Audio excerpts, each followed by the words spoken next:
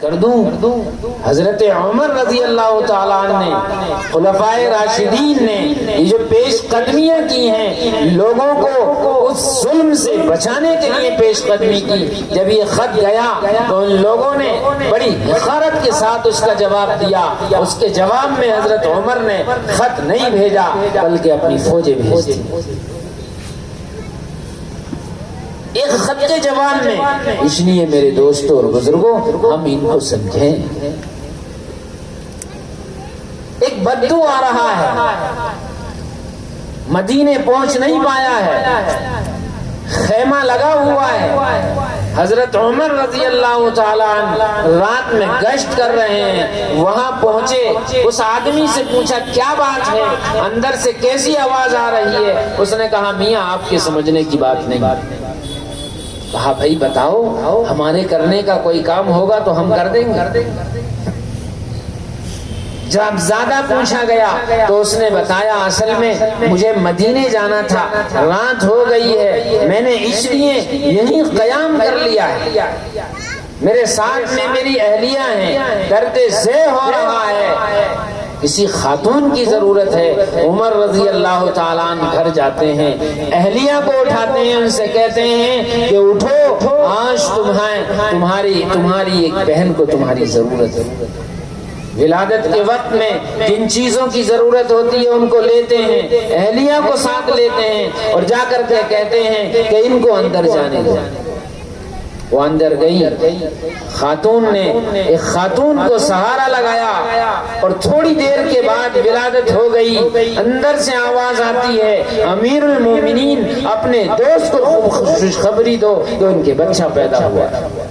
جب اتنا سنا ہے امیر المومنین، وہ آدمی تو ڈر گیا، وہ تو سمجھ رہا تھا کوئی عام آدمی ہوگا، وہ ایک دم قدموں میں گرنے لگا۔ حضرت عمر رضی اللہ تعالیٰ عنہ نے پکڑ کے کہا کہ بھائی گھبرانے کی کوئی بات نہیں ہے، سید القوم خادمہم، ہمیں تو رسول اللہ اپنی قوم کا خادم ہی بنا کر دیا۔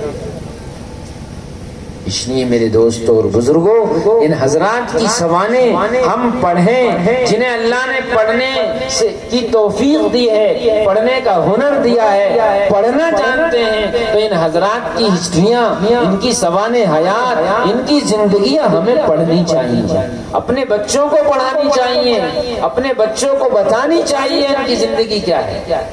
میں ایک بات کہہ کر اپنی بات ختم کرتا ہوں۔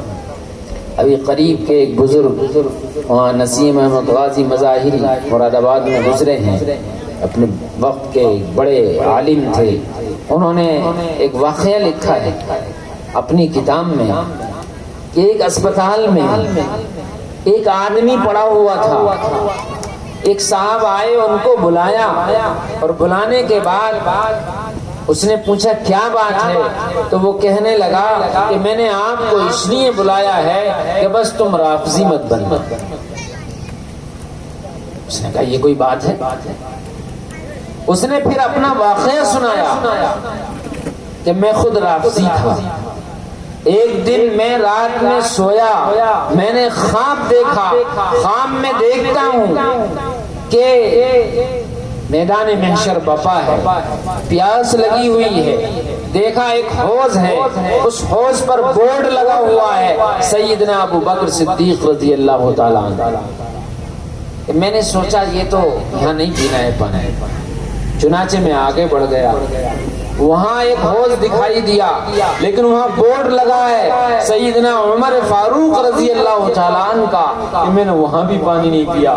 آگے بڑھا، وہاں ایک حوض نظر آیا، وہاں بڑا سا ایک بورڈ لگا ہوا ہے، اس پر لکھا ہے سیدنا عثمان ابن عفان رضی اللہ تعالیٰ عنہ، کہ میں نے وہاں بھی نہیں پانی پیا۔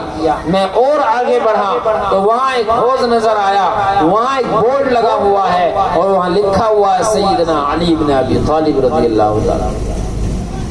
اور پھر حضرت علی بھی دکھائی دی، ان سے ملاقات ہوئی، انہوں نے پوچھا کیا بات ہے، تو اس نے کہا مجھے پیاس لگی ہے، تو حضرت علی رضی اللہ تعالیٰ عنہ کہنے لگے تم اتنی دور سے آ رہے ہو، تمہیں راستے میں کوئی حوض نہیں؟ کہ میں نے ان سے وہی اظہار بیزاری کیا۔ حضرات شیخین سے، حضرت عثمان غنی سے، حضرت علی نے اتنی زور سے میرے تماچا مارا، میرے سارے داڑ دانت باہر آ گئے اور حقیقت میں باہر آ گئے۔ وہ آدمی کہنے لگا میں اسی کا علاج کرانے کے لیے اسپتال میں پڑا ہوا ہوں، اس لیے اب جو مجھ سے ملتا ہے میں اس سے کہتا ہوں کہ رافضی مت بننا۔ مطلب یہ ہے کہ صحابہ سے بغض مت رکھنا، صحابہ سے عداوت مت رکھنا، ان سے دوستی کرو، ان سے محبت کرو، ان کو دل میں بساؤ، ان کے طریقے کو سمجھو، ان کے طریقے کو جانو کہ یہ وہ جماعت ہے جنہوں نے رسول اللہ کا روز اول میں ساتھ دیا تھا، اور رسول اللہ کے دنیا سے جانے کے بعد آپ کے مشن کو پوری دنیا میں پھیلایا۔ اللہ مجھے اور آپ کو صحیح سمجھ کی اور عمل کی توفیق نصیب فرمائے۔ وآخر دعوانا الحمد للہ رب العالمین۔